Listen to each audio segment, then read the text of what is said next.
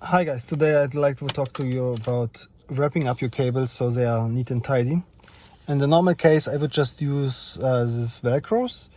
They are not so expensive. I like this kind of thing, cable ties where the loops are very small so it doesn't take up so much space. And they are, after a while, they are getting gummed up with stuff so they don't work anymore, but since the price is so little, you can just replace them with another one if one of your cable velcro ties is getting dirty. Just a note, if you use a cable which has an outer sleeve, you want to have the loops wrap around the cable in a way that it doesn't catch up, so you still able to move the cable around, so the soft part goes on the inside and the hook part goes on the outside. When the hook part's on the outside, you can also use it to attach it to something if it has some fibers outside. But this is one of the parts. You don't need the velcros. You can just use one of the techniques. First, I like to talk to you about the one over, one under method for wrapping up cables, hoses, anything else. So if you have your cable attached to one piece where it cannot turn around, and you do this the classical way, where you just continue the spin, you will see that at the end, all the spinning makes the cable go, gives it a twist, which creates a lot of more problems, can damage your cable, etc. So, of course, if the cable has the ability to move on both sides, you are good to go. But there's another method which is often taught in the army and other places, and yeah, I hope I can.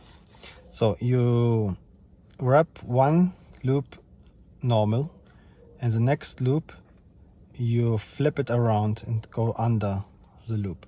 Then you wrap another loop normal, the next one is under again, then another one normal and a flipped one, and you see, okay, this cable had already a little bit twist before, but yeah, it doesn't twist because you are wrapping in one direction and in another direction. And it makes it also very easy to unwrap. Okay, and then how do we keep the loop together? And there's one normal method and a little bit better method. So let's continue with one over, one under, one over, one under. Sometimes the cable has already some twist inside, so you can do one or more, two on unders. It really depends on what kind of cable. So now this cable wants to have a normal one. Yeah. So you have your loops. You have the start here. Let's call this 90 degrees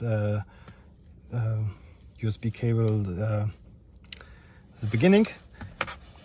And then you go a little bit farther than the middle, and you start wrap the end cable on the loops. And before this is a little bit too short. Let's get one more loop out here.